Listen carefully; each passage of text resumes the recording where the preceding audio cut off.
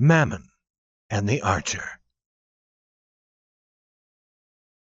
Old Anthony Rockwall, who made millions of dollars by making and selling Rockwall soap, stood at the window of his large Fifth Avenue house.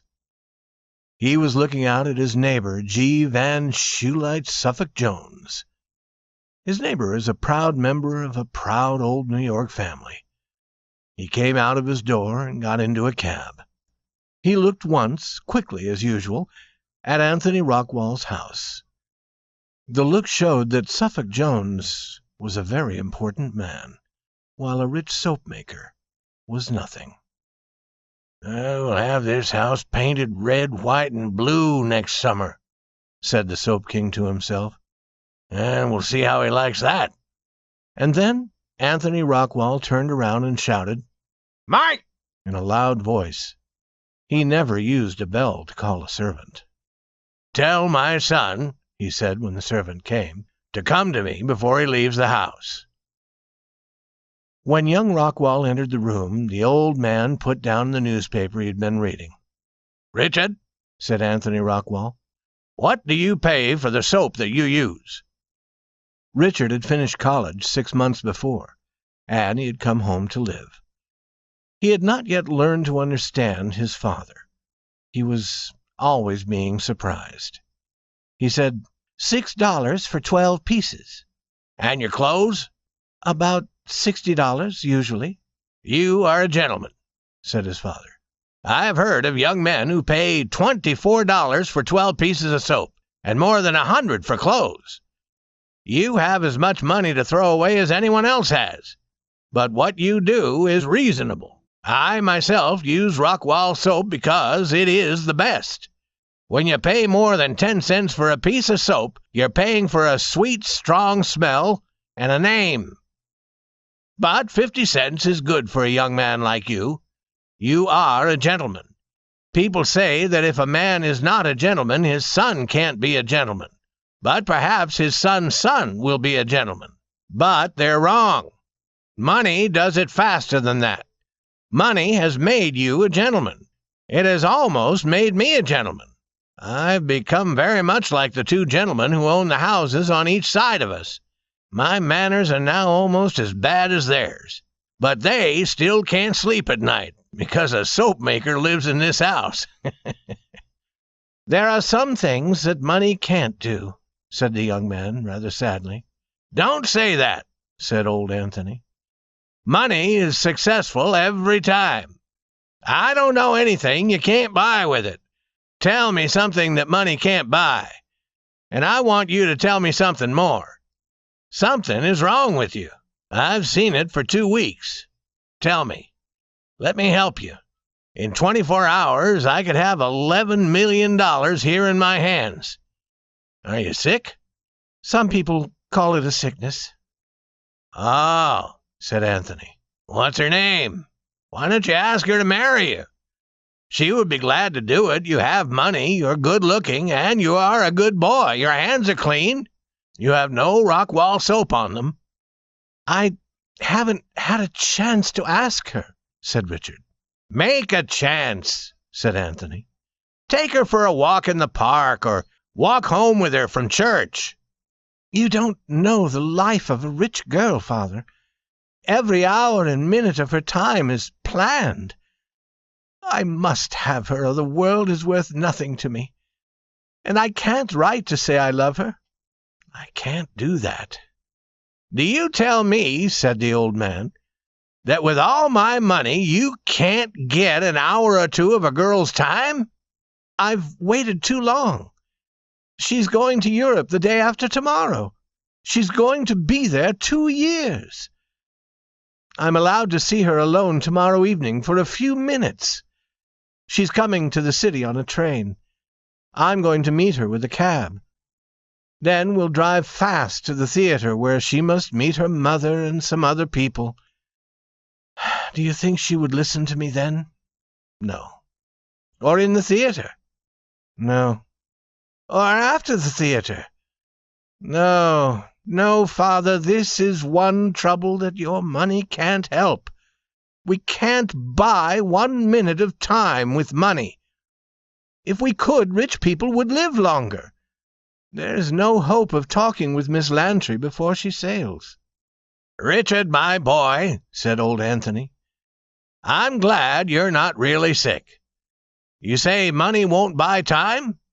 Perhaps it won't buy all of time, but I've seen it buy some little pieces." That evening his sister, Ellen, came to Anthony to talk about the troubles that lovers have. "He told me all about it," said Brother Anthony. "I told him he could have all the money he wanted. Then he began to say that money was no use to him. He said money couldn't help him." "Oh, Anthony," said Ellen, "I wish you wouldn't think so much of money. Money is no help for love. Love is all-powerful. If he had only spoken to her earlier, she could never say no to our Richard. But now I fear it is too late. All your gold cannot buy happiness for your son." At 8 the next evening, Ellen took an old gold ring and gave it to Richard. "Wear it tonight," she said. "Your mother gave it to me. She asked me to give it to you when you had found the girl you loved." Young Rockwall took the ring and tried to put it on his little finger. It was too small. He put it inside his coat in a place where he thought it would be safe, and then he called for his cab. At the station he met Miss Lantry. "We must not keep my mother and the others waiting," said she. "To Wallack's Theatre, as fast as you can drive," said Richard to the cabby. They rolled along 42nd Street to Broadway, and from there to 34th Street. Then young Richard quickly ordered the cabby to stop. "I've dropped the ring," he said, getting out. "It was my mother's, and I don't want to lose it. This will only take a minute. I saw where it fell." In less than a minute he was again in the cab with the ring. But within that minute a wagon had stopped in front of the cab. The cabby tried to pass it on the left, but a cab was there. He tried to pass on the right, but another cab was there. He could not go back. He was caught where he was and could not move in any direction. These sudden stops of movement will happen in the city. Instead of moving along the street in their usual orderly way, all the wagons and cabs will suddenly be mixed together and stopped. "Why don't you drive further?" said Miss Lantry. "We'll be late." Richard stood up in the cab and looked around. He saw a stream of cabs and wagons and everything else on wheels rolling toward the corner where Broadway, 6th Avenue, and 34th Street meet. They came from all directions, and more were rolling toward them. More and more were caught there. Drivers and cabbies shouted.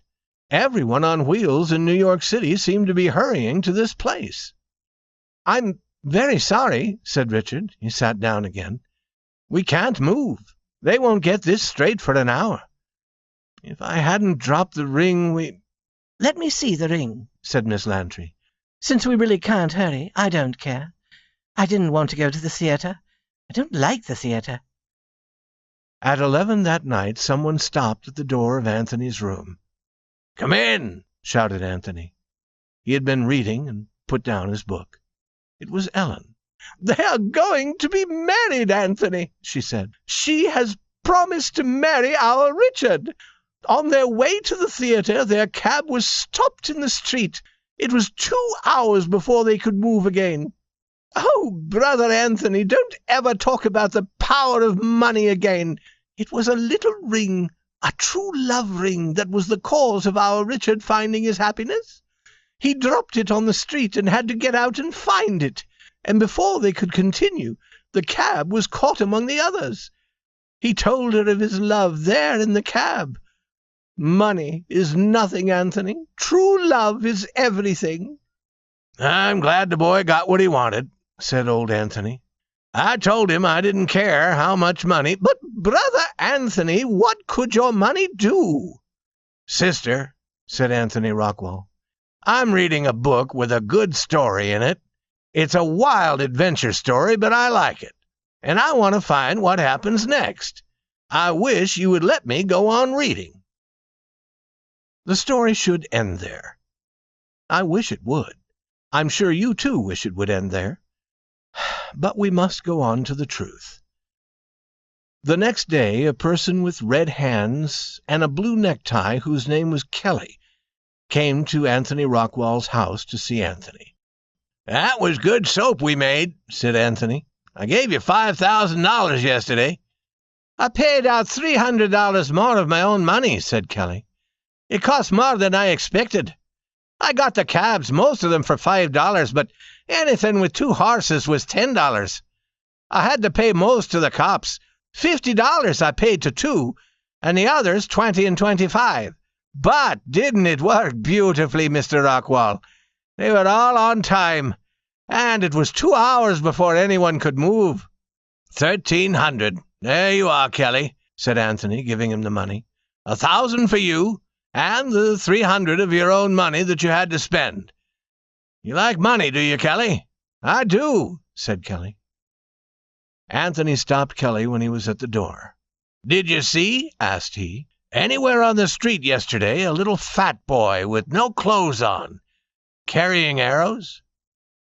Kelly looked surprised. "No, I didn't. But if he was like that with no clothes, perhaps the cops caught him." "I thought Cupid wouldn't be there," Anthony said, laughing. "Goodbye, Kelly."